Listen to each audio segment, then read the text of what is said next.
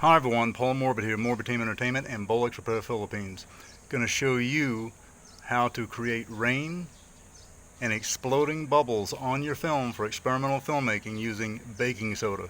If you look up behind me, up on the wall where my finger is pointing, I've got the clear part of my film hanging up there. Alright? So what I do is I'm going to take some baking soda and some water and apply it with a paintbrush. And then I'll show you the rest of the process. So let's get going.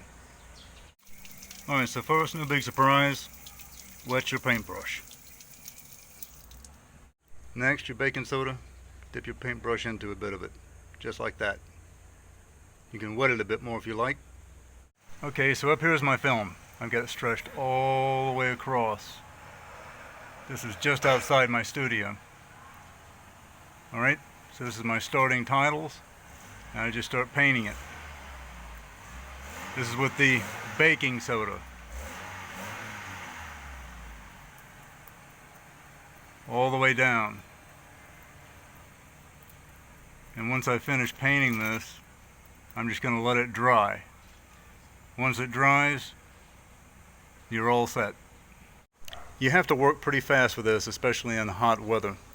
It's going to dry really fast, and when you want the full effect of it, to do what you want it to do, it needs to be wet. So you can sprinkle and just douse or spray some with a water bottle on it, some more water. Alright?